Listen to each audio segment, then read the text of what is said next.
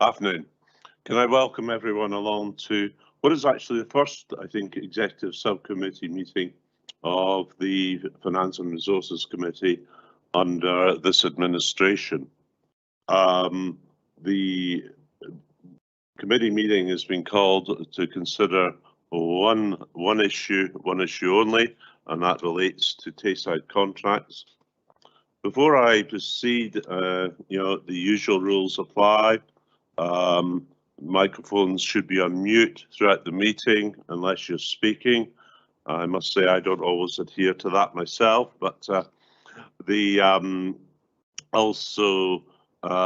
think all the members of the committee here are here in person, but there are several folk online. But can I also introduce the top table?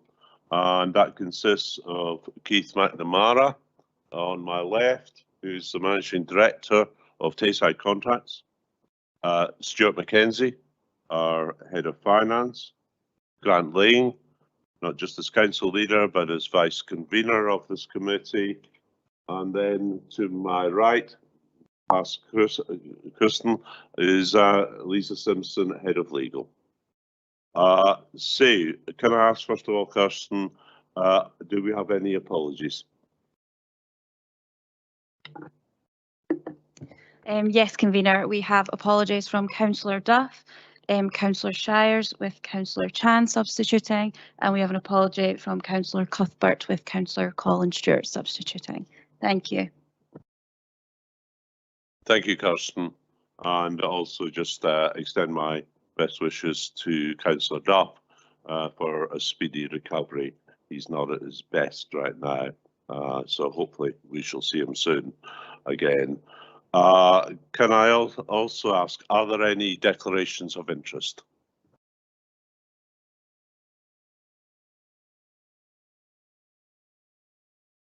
There being none, I'm now going to proceed to ask Stuart Mackenzie, as Head of Finance, to introduce the report in front of you. Thanks.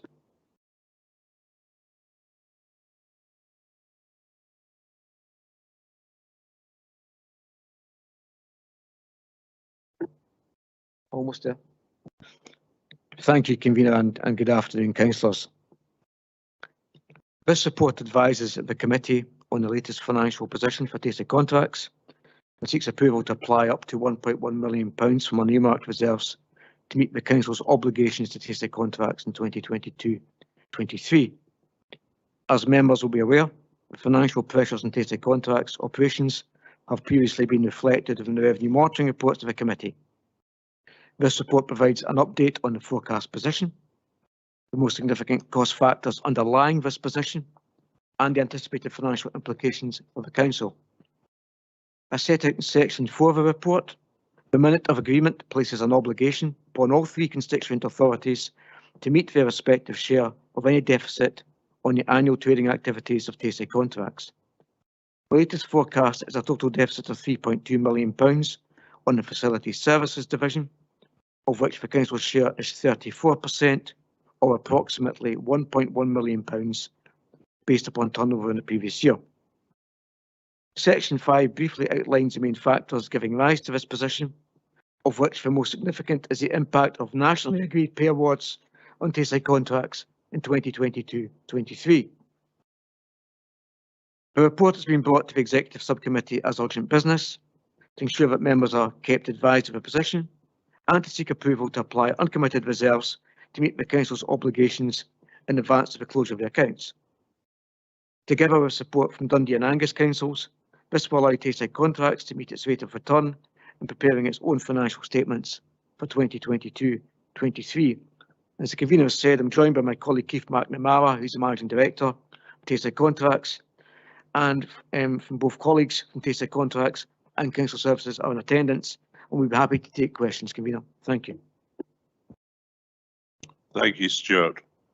Before we proceed to questions, I'm now going to ask Keith McNamara, whom all of you will know from his previous role with Parton Ross Council. I'd like Keith to make some comments, some remarks. I'd also point out that also online today we have Dan Kidd, who is the service leader of finance for Tayside Contracts. But Keith, could I ask you to make some comments?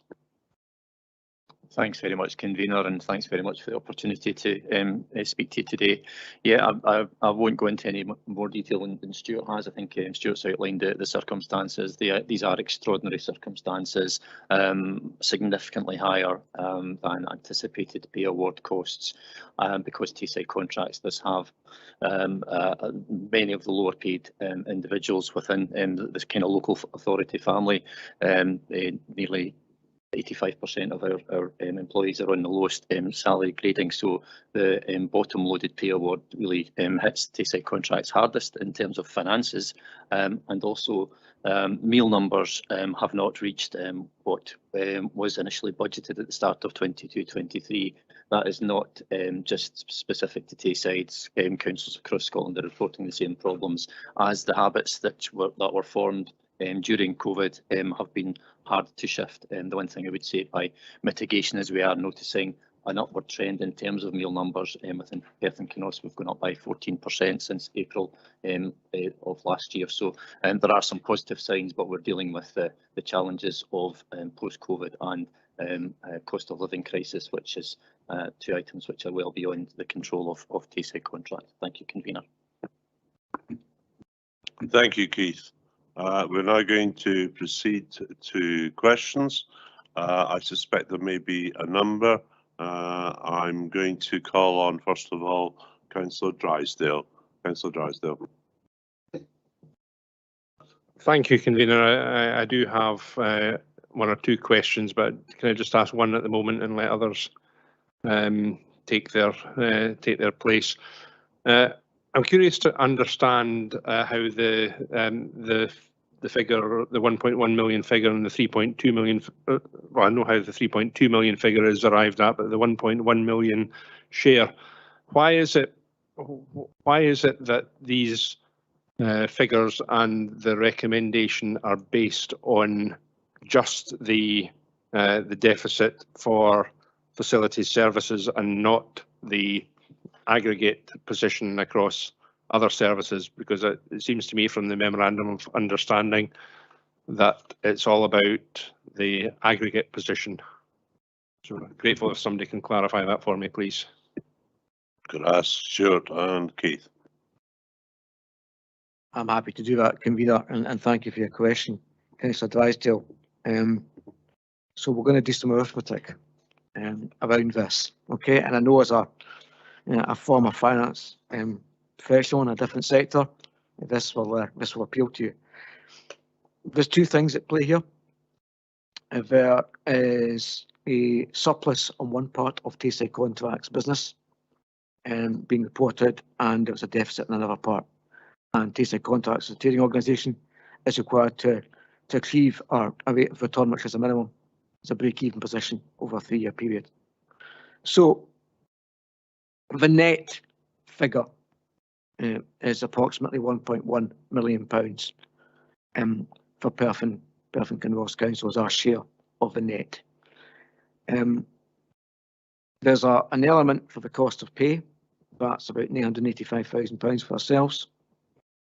There's an element for the shortfall in meal income. Now, I'm quoting figures that are just hot off the press because I had the opportunity to have a call with Diane this morning. It's about £470,000. That gives you a net position of about 1.4 or 1.5 million pounds for ourselves. There's a projected surplus on construction of 300,000 or thereabout. So the net forecasting is in the order of 1.1 to maybe 1.15 million pounds. But it's a combination of two things. There's a surplus in part of the business. There's a deficit on facility services. And that in part reflects the nature of the businesses, but also the fact that one area of activities around job costing, and one area of activities tied into contracts and tied in projections around meal numbers. And I'm sure that both Keith and Diane can talk in far more detail and far more length than I can. But essentially, what you're seeing is a net position It's predominantly around facilities services. There's a bit of money coming back in the way, but the net is 1.1. Does that help? Thank you, Stuart. Thank you. If I can just follow up on that, convener. Yeah, I faintly recall my O grade arithmetic in 1974, but yeah, what you're telling me is the net figure. So it's maybe the language of the paper that is unclear, because it seems to indicate that all that matters here is the operating surplus, or the operating deficit, should I say, of facility services. But if you're telling me that the actual payment that has to be made at the end of the day is the net position across all services, and it's that one payment, if that's what you're telling me, then fine, I accept that. Thanks. If I could, thank you, convener. If I can just maybe come back, just a little bit of detail, maybe superfluous detail, but what will happen is we'll effectively be invoiced for gross figure for pay and for the loss of income. There'll then be a bank transfer back to us for the surplus. So the mechanics are what they are. But for the purposes of the discussion here and the purposes of the application of council reserves, which is the key point of the paper, Councillor Drysdale, when it's in the figure we should be focusing on, the issue for Tayside contracts is around facilities, services, and again, Keith and Dan will be able to talk you through that in more detail if the committee wish. Okay, I don't know if Keith or Dan would like to add to what Stuart said. Yeah, I'm content with that answer, convener. Thank you.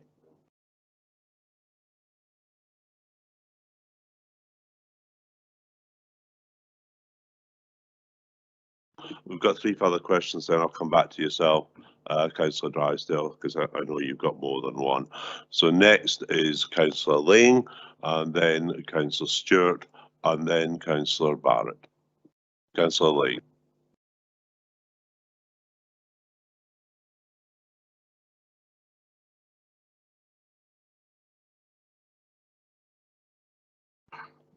Just got to wake it up, Stuart. It's a little bit shaken there, and I'll soon be awake. Yeah. Thanks. Firstly, I'd like to thank the officers that have helped me understand the paper. So I'd like to thank them for the time they've given over the last 2 weeks to get to that. But I still have some questions I think are worth putting out into the public domain. First of all, I find it strange that we had the table 1 as Tayside contracts. Well, it actually says contacts. I'll take it as contracts. Tayside contracts, historic surpluses, when they're not actually a surplus if you have to pay money first. I don't see why it doesn't say that after we paid extra money in, 542,000 in 21-22, we actually got back 21,000 less than we put in as an extra, and in 2021, after the 327,000 we put in, we got back 477. I just find it would be a lot more explicit to people without them having to do the subtraction. I don't see the need to split it up like that, as if the answer given to Councillor Drysdale there was that it's the totality of the business that we do with Tayside contracts rather than splitting into division. So we can't split it into division in one table and not in another table. We'll have to be consistent. So my question is, why do we do that? Stuart, and can I just point out the final version of the paper, it actually was Tayside contracts, not contacts. But Stuart, you might want to comment.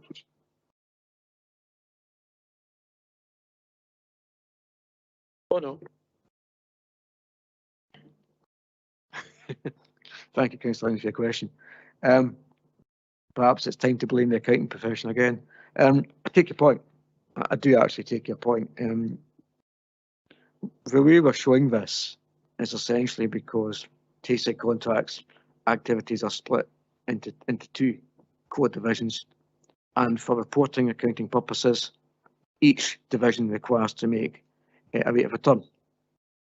So that's why you're seeing this position. This will be certainly for the last 2 years a rate of return, unless Keith wants to correct me, a rate of return on construction, that you're seeing the surplus back, but there has been additional support provided. for the reasons that's set out in the report, predominantly around COVID and changes, and cost pressures pertaining to that. But I take your point. Yes. Thanks. I was just. No, I'll wait and come back because it's not fair, because it's not actually supplementary. Okay, thank you, Councillor Ling. I don't know, again, if any time after Stuart's answered, if you yourself, Keith, or Dan wants to come in, just say.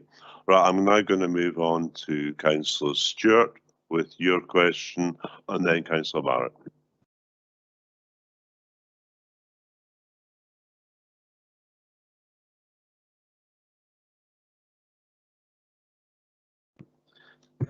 Thank you, convener. I've got a number as well, so you can come back to me again. That would be great.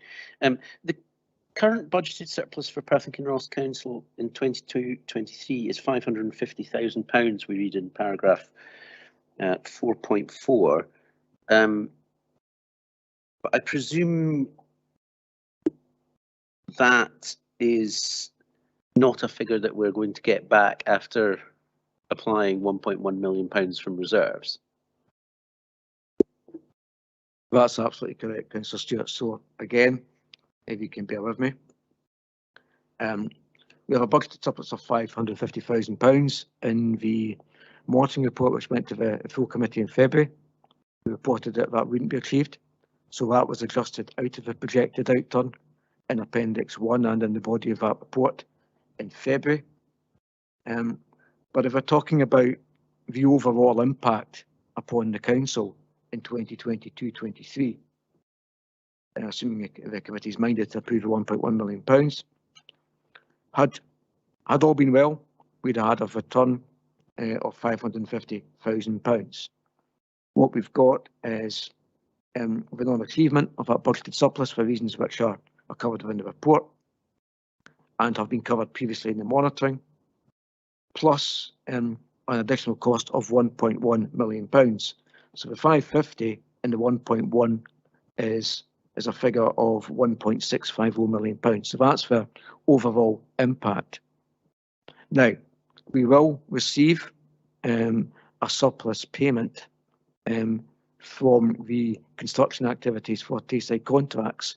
So there is a figure against the 550, but if we stick with the net position, which is what's shown in the report, then the overall impact is £1.650 million. Thanks. Yeah, thanks. And just a supplementary to talking about then. So the construction and facilities divisions report separately in terms of surplus and deficit. But I thought that I had read somewhere that we didn't want to apply different targets to the different divisions, and that we were only seeking to apply a single surplus target overall for Tayside contracts. So, or surplus or deficit target for Tayside contracts. So why would we be reporting those differently? In terms of there being a surplus from construction, but a deficit on facilities. Stuart. Yeah, happy to do that. And I'm also conscious that I do have colleagues around here, perhaps more deeply embroiled in this on a regular basis. But just in broad terms, in terms of the council's reporting, we show one figure, okay? But that can come from either, well, the range of activities which Tayside contracts engage in.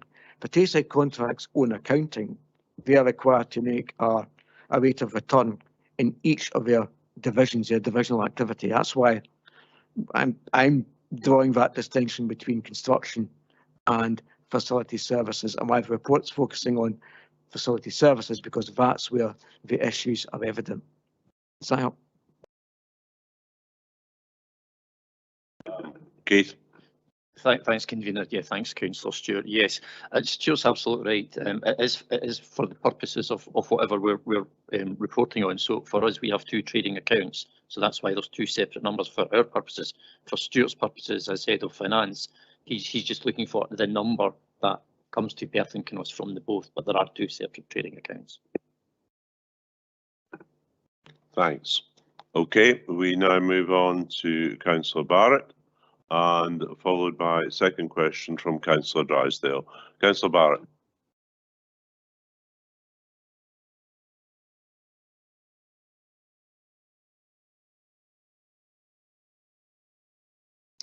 Thanks, convener. I really just wanted a wee bit more explanation about the 22-23 pay award in paragraph 5.4. And I appreciate what they're saying about the pay being weighted to the lower end of the SJC scale, but I find it difficult to see that there's a difference between the 5% or £2,000 kind of minimum offer and the 11% figure that's quoted in that paragraph. So could you kind of explain why there's such a difference for that? Because I would have thought, once you get to above £20,000, you'd still just be on a 5% pay award, which is what you'd budgeted for. Keith. Thanks, convener. Thanks, Councillor Barrett. Yes. One of the features about Tayside contracts is the significant numbers of our employees that are on the very much the lower level of the pay scale.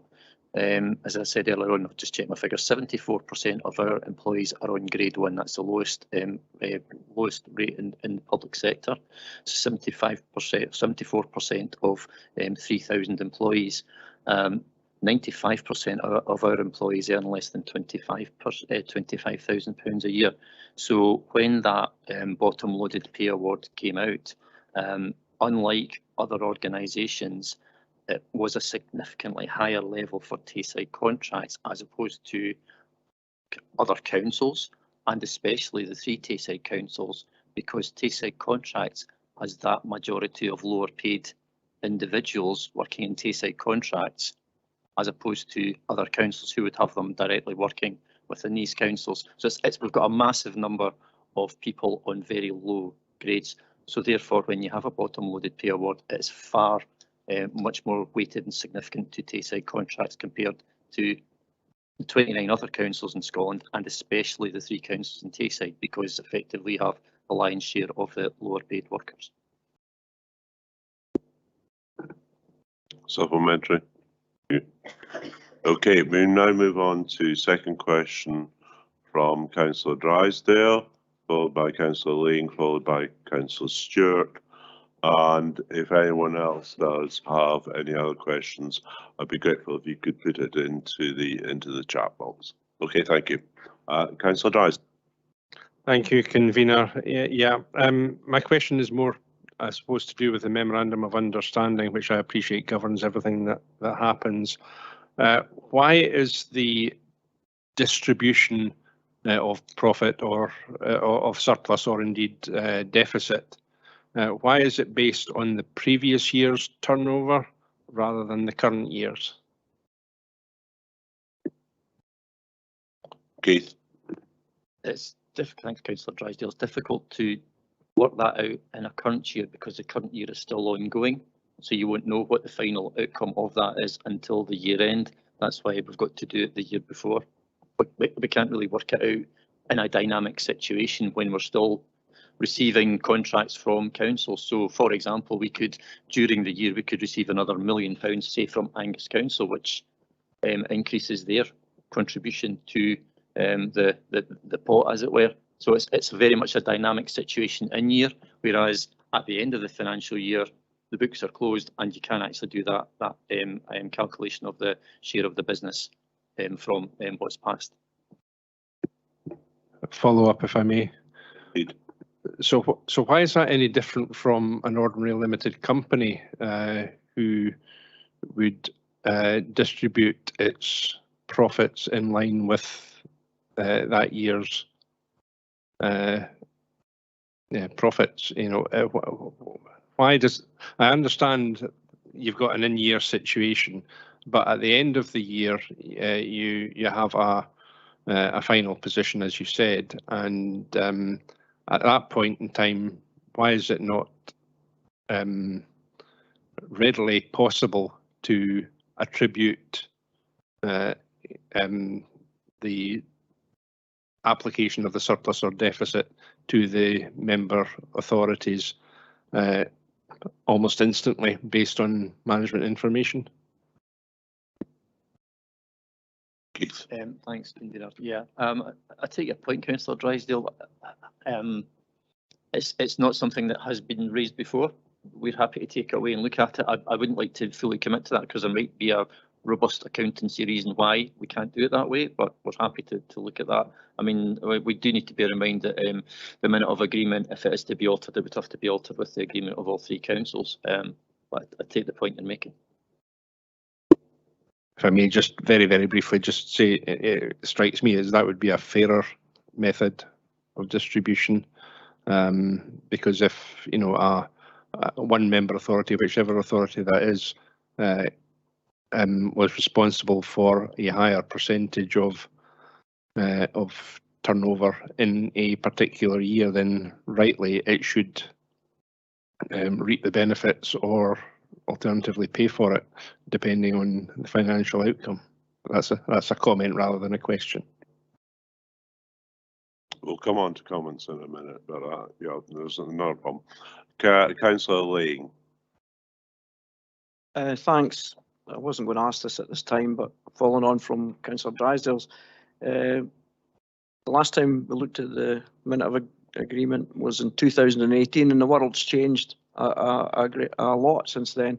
Would there be any benefit, or is there any wish to bring forward another review of it in the current new situation that we all face each other in? Yeah, thanks, Convener. Thanks, Councillor Lane. Yeah, I mean, it's one that's perhaps worth referring to the joint committee for their consideration around that one. As you say, that's 5 years ago, and the world has moved on considerably. Well, the actual question I was going to ask was, I really welcome the transparency of having this paper here today, and I'm glad that PKC have asked for the paper rather than just it happening sort of behind the scenes as maybe in other local authorities. Well, I've been on F&R for the last 5 years, I think. I can't remember this coming to this committee as a separate paper in the previous 2 years when we've been facing non-surpluses or at a certain stage. So I was just wondering what's different this year, why we're bringing it this year, which I welcome, that we didn't have in previous years. I'm happy to take that. Okay, Stuart. Yep, happy to take that. So what we have is a situation whereby for a number of years, probably as long as I can recall, and as you know, I've been here for some time, and we've had surpluses of varying sizes returned by Tayside contracts. The impact of COVID clearly had a consequence for Tayside contracts. At that point in time, the focus during what was a global pandemic, as we'll all recall, was to keep operations running as best we could. So the matter was dealt with in preparing the final accounts. Because I'm obligated as elected members will know, both under accounting practice, but also my statutory responsibility to recognise any payments which the council is due. In the second year, I confess that I was more uncomfortable with that arrangement, and on reflection, perhaps we should have had a similar paper. This year, the order of magnitude is different. We have been reporting it through the revenue monitoring. Since before the end of last year, so elected members on the committee have been briefed and aware of the situation. Situation has improved, it has to be said, over the last couple of months from the forecasts, but we're still not clear. So I take a comment on board. First year really was under exigencies of COVID. Second year, perhaps on reflection, we might have had the report. This year, order of magnitude transparency. And I appreciate the comments about welcoming the report, Councillor. Thank you. Okay, and yes, I would point out it certainly was covered in the revenue monitoring reports in both November and on the 1st of February, with some reasonable substance, but not nearly as much, obviously, substance as in this paper. Right, can I ask for a second question from Councillor Stewart, followed then by Councillor Barrett? Thanks, convener. So I think my question is around what's happened in order to keep on top of this developing situation throughout the financial year. I'm just wondering, my understanding is that at their meeting 9 days ago, the Joint Committee were given a much lower figure for the distributable deficit. So I'm wondering, A, how in control of the situation the Joint Committee is, and B, what steps have been taken during the financial year to remedy this upcoming, this developing situation. Thanks, Councillor Stewart. Thanks, convener. Yeah, there is a.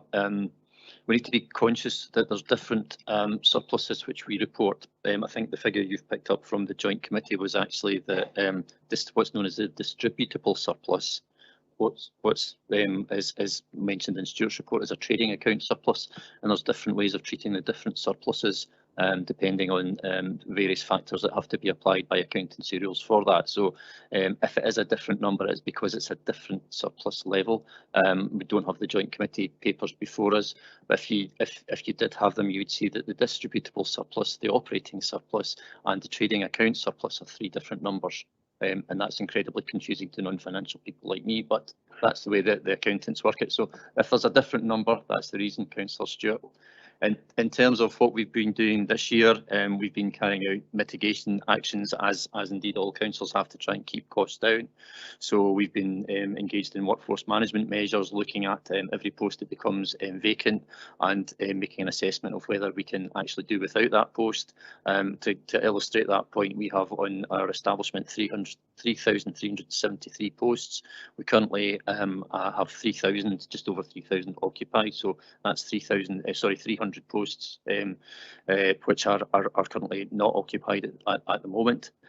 We've also reduced things like property spend. We've reduced our property spend by nearly £300,000. Now that's challenging because that's property spend that we'll have to spend at some point, but we've curbed that, and we've also generated an additional £3.58 million of income streams within this financial year. That's income which we've gained this year, but also income which we have secured. So, for example, we have gone into partnership with the trunk road contractor, and that will generate a significant six-figure sum per year for Tayside contracts year on year. So some of that has been generated this year, some of it is as of next year. So some of the areas we've brought in as extra work. So that's just some of the examples of the mitigating actions we've carried out this year to bring these costs down. Right, but before you move on, could I also ask Dan Kidd online to join us? As I mentioned earlier, she is the service leader for finance for Tayside contracts. Dan. Thank you, convener. I would like to highlight is it Councillor Stewart's question about the different surpluses that we were reporting in our month 9 monitoring report at our Joint Committee 9 days ago. We've been assuming that the pay award will be funded from the council, so we were accruing that so that it is a lower figure because it includes the 2.9 million additional pay award. The figures that Stuart and his team have presented here showing the the overall 3 million operating deficit doesn't include the reimbursement of the 2.9 million. That makes sense. Okay, thanks, Dan. Okay, thank you. Councillor Stewart.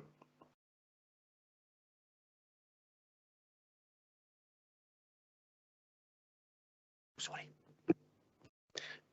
Thanks, convener. I think I'll leave aside the question of the trading account surplus and distributable deficit and so on. That might be too complex, but just to follow up on what you were saying, Mr. McNamara, the I think one of the key issues that we're seeing here is about the shortfall in the number of school meals provided, and that's running into millions of school meals, if I'm correct.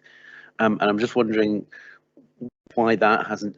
I appreciate all of the the efforts that you've taken in the other divisions, particularly the extra income in terms of construction and so on, but a shortfall in terms of millions of school meals seems like something that there should have been action on at an earlier stage in the financial year. Come back, Keith. Yeah, thanks, Councillor Stewart. Thanks, convener. Yeah, we need to bear in mind that when the meal numbers were set and agreed with the councils, because the councils set the specification for us to deliver the service, this was April after the end of 2 years of COVID lockdown. So one has to make a bit of an assessment on what the numbers are. And it's great sitting here with hindsight and say, well, it didn't work out, we should have figured that out, but we didn't know. So you either have a situation where you overestimate what the meal numbers are, if I can use that terminology, and there are additional costs, or if you underestimate the meal numbers and we reduce our staffing complement for that, it means our service would fail because we wouldn't have enough people to deal with that. So it's always a balance between trying to pick a set of figures for meal numbers which we think are realistic, which doesn't sell us short in terms of service delivery, so the children and young people and community meals in Dundee will actually get the meals that they need. But if you go too much the opposite way, it looks like you're spending too much money. Now, getting that balance right, especially in the back end of a pandemic after 2 years of chaos, was really, really challenging. I think there's much more of a realistic figure for the 23-24 figures going forward because we've learned from that. And as I highlighted earlier on, this is not just for Tayside or not just Perth and Kinross. In the contacts that we're having with our colleagues in other councils, they are saying meal numbers are also significantly reduced. So everybody's experiencing that, and I don't know if anybody could have predicted that. And as I said earlier on, the one positive sign is in Perth and Kinross, the meal numbers are increasing since April. So it's a judgment one has to make at the start of April, and I think in the unprecedented times that we had at the 1st of April 22, it was a number that council colleagues and Tayside contracts colleagues just had to estimate as best they could. Yeah, I accept that, and I'm glad to hear that the school meal numbers are increasing. But you did say, taking the position at the start of, taking the position in April. My question was, I'm assuming that it would be easier to ramp up than to ramp down. So maybe there was an overestimate, and that's fine, that's understandable. But what about my question was about specifically any in-year corrections that could have been made to that, in terms of monitoring it. If you end up with a shortfall in meals of millions over the year, I don't know what the total number provided is. I would have thought that at some point during the year there should have been a correction made. Yeah, thanks, Councillor Stewart. And in terms of ramping up, there's 2 points I would like to make around that one. One, in terms of recruitment of somebody, it probably takes about 2.5 months to recruit somebody. And also bear in mind, it's very easy to forget this. The middle of last year was a major recruitment crisis across many industries, particularly the hospitality and catering industry. So in terms of ramping up, it may have been impossible to find people just because of the massive shortfall of individuals. In terms of ramping down, that's exactly what we did. Basically, the catering service is food and its people. You can't do, well, you obviously you ramp down the costs for food if there's less food going out the door. That's pretty straightforward, and our food costs were considerably lower. In terms of people, when we had vacancies, as I said, we had vacancy managed, and when we could do without people, then that's exactly what we did. And as I said, that's 300 posts that we have less than in post than we have on the establishment, because we do that. However, there are some locations, and particularly Perth and Canoss, where you've got rural schools. It's easier to do that vacancy management. We've got a large school with a large cohort of people. If you've got a small school with a very small number of people, that's just not quite so easy to do. And sometimes we have to fill posts just because it's a small school. And if we didn't have a post filled, we wouldn't have anybody. So it is a bit of a balance. You can't just put a kind of generic decision in terms of each of these things. But yes, we definitely manage vacancy factors, manage slippage, and didn't fill posts where we could get away with it. Okay, Councillor Barrett. Thanks, Stuart. Councillor Stewart kind of, I think, teased out a lot of the questions that I was going to ask. So I'll not dwell on the responsiveness or level of responsiveness that Tayside contracts have in terms of hiring and firing. What I wanted to ask was with regard to paragraph 7.1. It's just, literally less than a month since we set our revenue budget, which was forecasting a deficit or negative surplus, however you want to describe it, of £550,000 per year recurring for Tayside contracts. But we're now talking about, deficits, an order of magnitude double, which we're predicting. So, is our revenue budget moving forward £500,000 out every year as far as Tayside contracts concerned, or are we able to manage down the level of losses to half of what they are this year for the coming 3-year period? Stuart. Thank you, Convener, and thank you, Councillor Barrett, and also for the heads up on the question. I think it's a fair point. And since you let me know you're going to raise this, I've had a lot of chance to reflect on this. I suppose there's two responses to that. Three, in fact. One, the pressures which are on Tayside contracts, current operations won't instantly disappear. We know that there are pay awards for 23-24 being discussed, and they are likely to be bottom weighted. So the same pressures that Keith's team have experienced will replicate probably in the current year. So I think it will be challenging to generate that 550 surplus. However, there are aspects of Tayside contracts business which continue to make a surplus, particularly in construction, and Keith's talked about, Mr. McNair's talked about some of those issues earlier in response.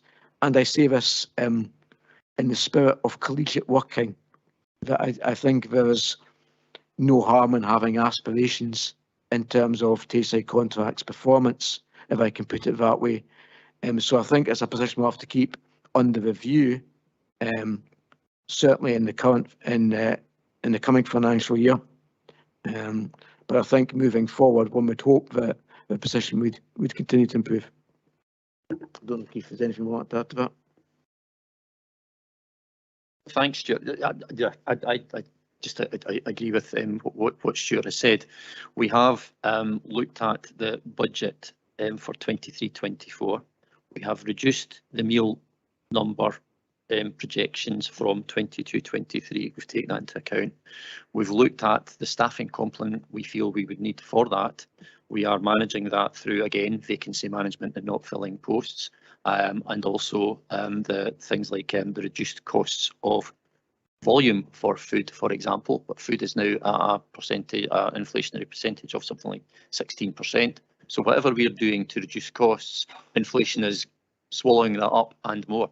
So you might not see a reduction in costs. What we're doing is trying to mitigate the higher costs that would have been there if we hadn't done these mitigating actions. Okay, we will now move on to a third question from Councillor Drysdale, and I'm more than happy to take more than 2 questions per I think it's important that we are thorough on what we do today. So Councillor Drysdale, and then there will be a further question from Councillor Lane. Thank you again, convener. Just really following on from Councillor Barrett's question there. There are two paragraphs in this paper which speak about the future, and I'm as concerned about the future pattern of funding of Tayside contracts as I am about the current year.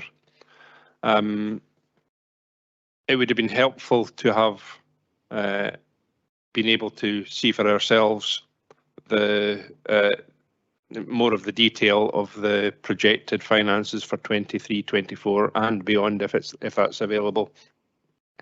But I understand that the Tayside contracts meeting last week or the week before, that meeting was held in private, and I'm just concerned as to understand why that is when this local authority and all local authorities discuss their budgets very much in the open with detailed scrutiny, but that doesn't appear to happen with Tayside contracts. Keith. Yeah, thanks, convener. Thanks, Councillor Drysdale. We've taken advice from our clerk to the committee in relation to our reports. Because Tayside Contracts is a trading organisation and we operate in a commercial environment, there are some elements which are commercially sensitive to our budget, which would be a disadvantage if that was disclosed out with the joint committee. And the joint committee agreed that the report would be heard in private.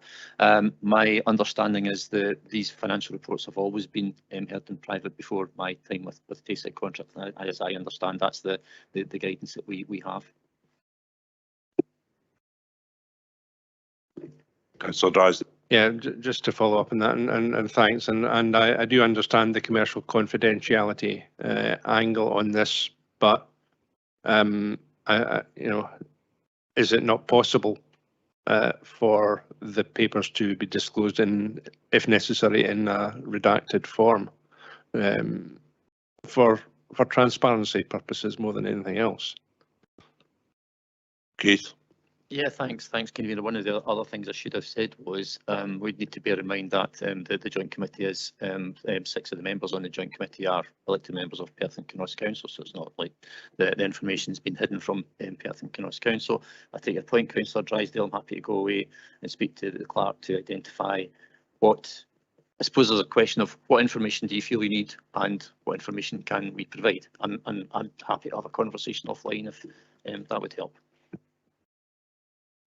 Thank you, and yes, indeed, I think it's a question of transparency as far as is possible. Councillor Lane and then Councillor Stewart. Thanks, convener. Yeah, it's looking forward to the next year, and I appreciate the work that's going on to try and bring the budget and for the meals and the cost for the meals closer together. So that's welcome. 2.9 million was the resultant and cost of pay awards in 22-23, which is pretty near what the local authorities are been looking to fund, with maybe 300,000 of a difference. So I'm looking forward to next year. I would think, in my opinion, and listen to other information, that it will probably be front loaded again. The wage increase, and it will probably be something in the same order as last year. I was just wondering what Tayside Contracts have budgeted for a pay award, because you could be looking at 11% next year. Again, which would be 11% of more money, would be obviously more than 2.9 million of a higher, and how you've budgeted for that, because obviously you can't budget on the pay awards the same as the local authorities can, because they can get an uplift from the Scottish Government, which makes it more difficult for you. I understand that, but to set, if you were setting a pay award budget, a budget set aside for the pay awards, it would have to be higher than what the local authorities are to do to cover this, or will do you imagine we'll be back here at this time next year where it'll look like the local authorities are funding the pay rise? Keith? Thanks, Councillor Lane. Yeah. Again, it's incredibly difficult to predict this. Some of the figures I've seen, and Stuart's probably more better placed than myself, but certainly the latest government figures predict a significant reduction in inflation costs during the next financial year. Again, we've got to settle on a figure which we think is a balance in terms of if we budgeted too much of a cost to the pay award early, then that would lead to effectively a shortfall in funding or councils having to find more money at the start of the year, which has been incredibly challenging, as we know. If that then did not transpire, that pay award didn't transpire as high as we first thought, that could have resulted in reductions, say cutbacks, potentially redundancies at the start of the year, which did not transpire. Equally, the converse to that is if one budget's too low for a pay award, then I think you're right. We could be in a situation where Tayside Contracts is engaging with councils around the pay award was at a level, or pay award prediction was at a level which was too low. So in the current climate, it is incredibly volatile and very difficult to actually predict. In our joint committee papers and in our budget, we've assumed a pay award of 4%, which as you can see from the previous year, that is low. But if we'd gone higher than that, then that would have resulted in significant cost to the councils, which the councils would have struggled to bear. So taking advice from council colleagues and as accepted by the joint committee, that's the pay award level at which we've set for 23-24. Anyone else? I just hope that your estimation's closer than mine is, Keith. Okay, I don't see any other questions with the exception of Councillor Stewart. I want us to really look at this in depth, but Councillor Stewart, I think it probably will be your final question. Thanks, Convener. It's actually two on completely separate subjects. Just to follow up with our officers on the issue of the ordering too many meals last April, wasn't that, if that was done in April, that would have been at a time when pupils were in school, so it was a live. You would have live readouts on the number of on the uptake of school meals at that time. So why were we so far in excess of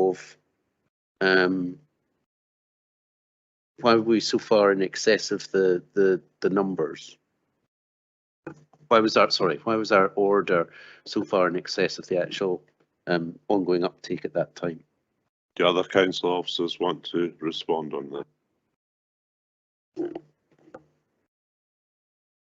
Thank you, Councillor Stewart. Yeah, when we actually look at the numbers for the budget in terms of setting the meal numbers, it's actually much earlier than April. It's around October, because that's the way we have to feed that into the Tayside Contracts planning for setting the budget for the next financial year.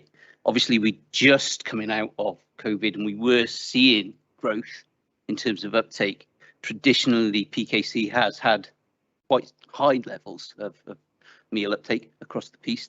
So we were targeting that. We also had to take into consideration at that point in time, we were not clear as to whether the primary 6 and 7s were going to come on stream. So that hadn't been announced in terms of the delay. So when we were balancing out what our projection was, we were looking at the last 4 years worth of trading.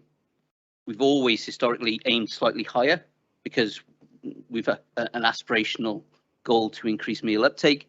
And we were also taking into account the fact that we were anticipating potentially at some point during that trading year, we'd be including P6 and 7 in the free school meal uptake, all of which drove our numbers up more than perhaps we would have gone for in the past. And at that time, and as Keith has alluded to, we always try to balance on the basis of service delivery as opposed to cutting right to the bone in terms of staffing and numbers. If we had gone below that, we would have seen potentially more cases of service failure or being faced with that moving forward. So there were a number of factors, and obviously the big things there were the pay award is ratcheted out for PKC. So, Okay, Councillor Stewart. thank you. And the other question on a completely different subject, I'm not sure if this is for officers or the vice convener. But paragraph 7.2 talks about the 3 constituent councils committing to an external review of Tayside contracts. Who's doing that external review? My understanding was that elected members were to be taking part in that review. Is it being done by some sort of a consultant, or is it being who's it being done by? Can I ask both Stuart and Keith here? Thank I'm sorry. It's just that it is. Thank you, Convener. Thank you, Councillor Lane, for that. In the spirit of the aforementioned footballing or rugby convention you were referring to, can I refer that question to the Chief Executive?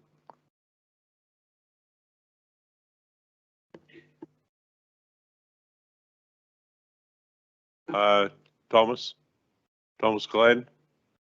Thank you, Convener, and thanks to Stuart for the pass. There's been discussions between the 3 chief executives and involving Keith from Tayside Contracts round about the scope of that particular review. We have developed a scope and we'll look to commission that from an independent consultant. But I was not aware, and certainly there is nothing that I've seen in council decisions about the involvement of elected members in that process. It's a process that I understood was being taken forward by the Joint Chief Executives. And I can say a little more about the scope of that if that's helpful, but I'm happy to come back if that's required. Thank you, Thomas. Others? Yes, I think the chief executives of the 3 local authorities did bring that forward themselves after, not solely, but from off their own back, but we brought forward political views that this should be done as well across the 3. I would expect that through the leadership teams, we'd get to see the scope before it's finalised or signed off, because it'll have to be signed off by the 3 local authorities. And I'm sure through our leaders' meetings or any other meetings, we'll certainly be able to analyse the findings of that before the paper goes public, I would expect. Okay, I see Councillor Barrett wants a specific question to Thomas Glenn. There's also a question to come from yourself, Councillor Lane. Do you want to? No, better to stick to the same topic. Okay, Councillor Barrett. And thanks, Convener. It was just in response to what the Chief Executive said. The Council's scheme of administration has, under the Scrutiny and Performance Committee's remit, to review and monitor the performance of Tayside contracts in terms of effectiveness in achieving the defined strategic outcomes, efficiency and best value. So it would seem to me that there's an obvious role for scrutiny and performance to either be involved in scrutinising the review or something. Thomas. Thank you, Chair. Thanks to Councillor Barrett. The initial conversations with the Chief Executives were about that being a piece of work which would be commissioned through Tayside contracts, and the scope of that work, as I've suggested, has already been worked on. The 3 elements of that, I'm happy to share this, but I will make a comment about what this may mean for Dundee and Angus. The 3 elements of that, in terms of the broad scope, are to look at the efficiency of Tayside contracts as an operating organisation, and whether there's more that can be done in terms of the programme of efficiency and transformation that Keith has made reference to today and has previously highlighted, I think, through the BRG process. The second element is to look at the cost of the services that Tayside Contracts provides to the 3 partner councils, and whether there are options in terms of the types of services, the specification of services that we would then choose to make a decision on as council in terms of what we would look to buy from Tayside Contracts. So that information will help us make a decision on whether or not we think the current level of service is what council wishes to continue to support.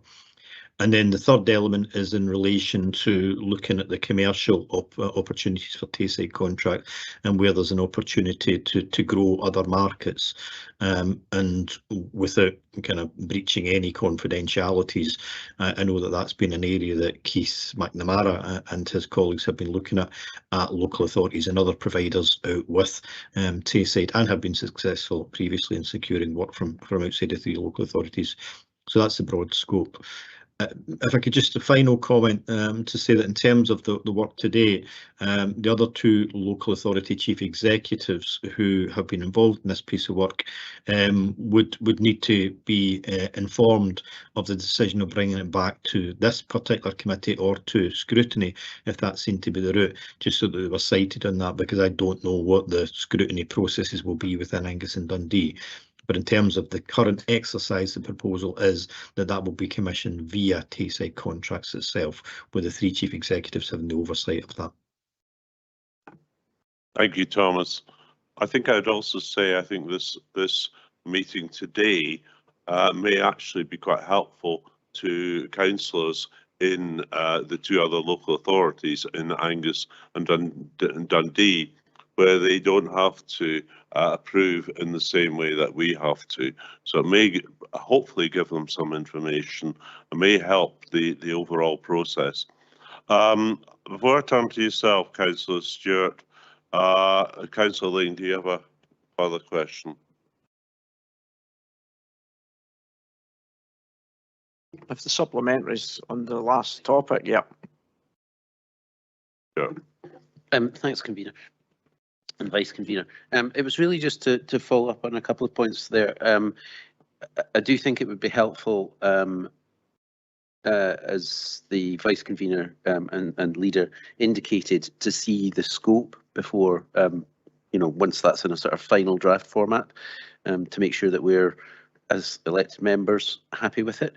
But can I ask what the cost of this external review will be and where the budget's coming from? Keith or Thomas? Sorry. Happy to jump in, and if I can just precede that with the final comment I'd indicated in the chat.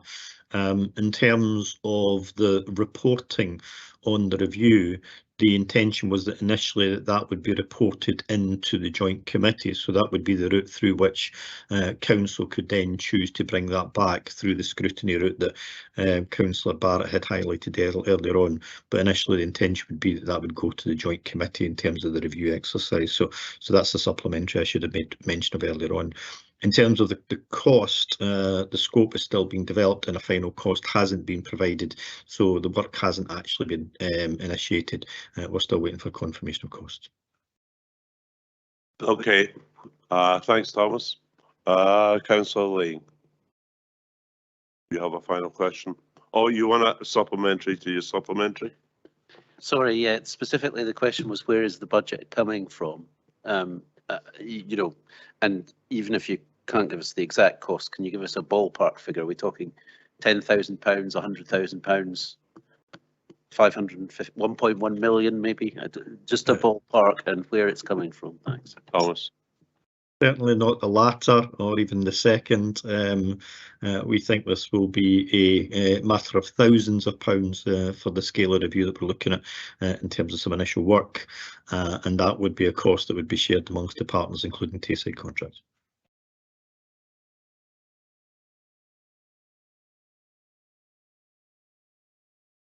Yeah, and finally, for something completely different, I said some TV show from years ago.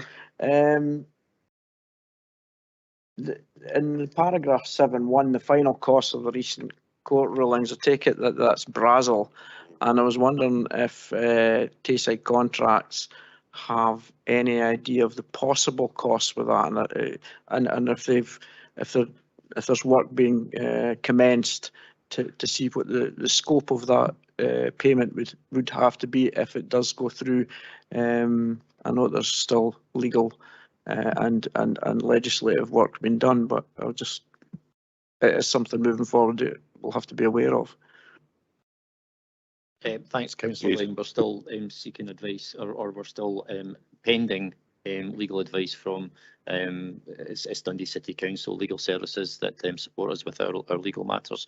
So that is still being looked at by them. We don't have a definitive conclusion from them. So until we have that, I think it'd be a challenge to actually say how much we think that actually could be, because I wouldn't want to misquote a number and it'd be totally different depending on the advice we get. Councillor Lane. And is it in the memorandum of understanding that you take advice of what Dundee City Council are doing regarding Brazil, when each of the local authorities across Scotland and across the UK could be taking different measures and different timescales? I was wondering why you are awaiting it from Dundee City Council. Thanks, Councillor. So it's only because Dundee City Council are our legal advisors. We pay Dundee City Council for legal advice. However, we are very mindful, as indeed our legal advisors are, to be in step with the other two councils. So if there are issues, whether it's anything in relation to HR issues or equality issues or anything like that, then we'd be very mindful of the approach taken across all three local authorities so that we're not seen to be out of step with them. Anything, Phil? Okay, councillors, I don't see any further questions. I think we have indeed looked at this in depth and thoroughly. I'm sure it's a matter that will come back before this committee again. On Brazil, I think it's not just the question of the historic costs for Tayside contracts, but also costs going forward, and also as a read through for this council. But can I just say, I want to now move this report, and not just to note it. I think we also need to approve the application of up to 1.1 million of unearmarked reserves to meet the projected financial obligations of Tayside contracts in the current financial year. I think before we take this decision, it's important to place on record to recognise why this situation has arisen, although the responses to many of the answers have made things clear. Tayside contracts are experiencing the same cost pressures as our own council services. Like the council, they faced a pay award that was out with their control and significantly more than their budget assumptions. Like the council, they've also been impacted by inflationary pressures on the goods and services needed to provide to their customers. Unlike the council, pressure applied on the income streams as we all continue to recover from the pandemic. I think it's important to remember that we, as Perth and Kinross Council, own a significant stake in Tayside contracts. That is 34%, 33% for Dundee, 33% for Angus. And I think it's also worth pointing out, whilst we benefit from the surpluses in good years, we must also pay our share of the losses in the bad years. Had Tayside contracts not existed, we may well have been providing these services internally, with the cost pressures reflected in our own revenue monitoring reports.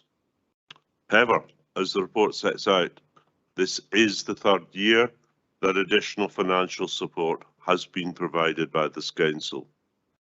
I think that's why I very much welcome the external review, and we've covered that at the end of Tayside contracts, that is set out within the body of the report. And I very much look forward to seeing the outcomes and recommendations of that report, that review, at a future meeting of this full committee. Finally, whilst it's disappointing that we're having to provide additional support, it's, in my opinion, it's only right and proper that this decision has received the open and transparent scrutiny and challenge that we've provided today. And I think we've done that in a collegiate manner. And I think it's important we continue in that kind of manner going forward. So I would like to call for a seconder, and then I notice that Councillor Drysdale, you wish to second. Thank you, convener. Yes, I do, and I just want to echo your comments. I've appreciated this meeting this afternoon to delve a little deeper into some of the figures and the challenges that that are faced by Tayside contracts, and you've indicated the reasons for these, and I agree with that. So without further ado, I'd just simply like to second your motion. Thanks. Thank you, Councillor Drysdale. I see, however, we have an amendment from Councillor Colin Stewart. Councillor Stewart, can you tell us what your amendment is? I've not seen it as yet. Thanks, convener. I'll just posted it in the chat. It's to add and just to say, first of all, you know, I think we all recognise the extraordinary circumstances that we're in. Content to go along with both of the recommendations in the report, but it would be to add a third recommendation to request you, convener, to write to Tayside Contracts suggesting that they set up a performance or scrutiny subcommittee as provided for in the minute of the agreement. The objective of doing that would be to more closely monitor the in-year performance and take corrective action as necessary, so that we don't, potentially in future years, end up in a situation with a request for an application of this magnitude from our reserves to support any deficit position that may arise in future. Thank you, Councillor Stewart. Do we have a seconder to that amendment?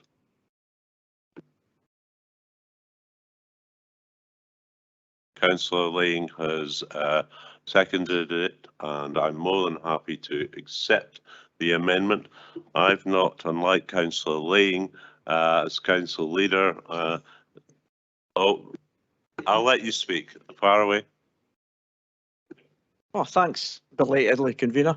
No, I just want to echo Councillor Stewart and Councillor Drysdale's comment, as well as yourselves. I think it's been a useful exercise today, and I'm glad that this paper's been brought here to PKC, and we've had a frank discussion.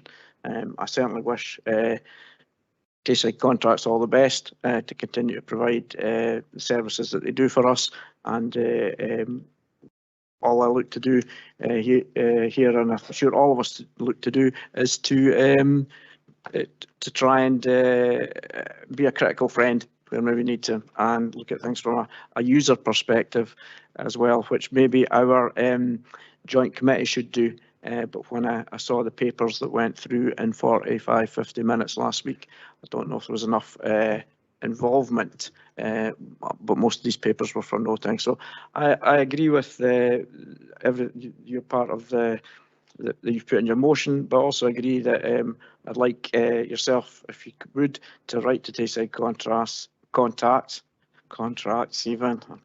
I must be blind on ours today, suggesting that they can set up a performance and scrutiny subcommittee as a subcommittee of their own, of the already joint committee within that features members of all three local authorities. Thank you, Councillor Lang. Councillor Barrett, you have a point of clarification. Yeah, thanks, convener. Sadly, I'm not au fait with the minutiae of the Tayside Contracts memorandum of understanding, so I really just wanted to seek some clarification on what that MOU does say with regard to establishing a performance and scrutiny subcommittee. Thank you, Colin. Thank you. I don't know, Lisa.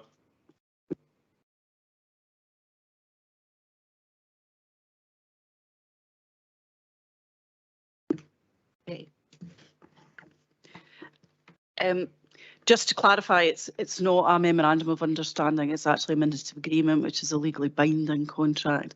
What it actually does is make references, like it would to a joint committee, to the fact that they have powers to create subcommittees as they so wish. It doesn't explicitly make reference to any specific type of subcommittee, but it does infer the power to establish a subcommittee as any other committee would of the constituent councils. So that power is there for the joint committee to exercise. Okay. Councillor Lang, as council leader, has written several letters to requests of the council. I think it's my first one. I'm more than happy to do so, and but we cannot insist that Tayside contracts carry this out. We do have to move the application of up to 1.1 million of earmarked reserves. So can I see with taking on board the amendment, the agreement of council both to note the report and the application of the councillor?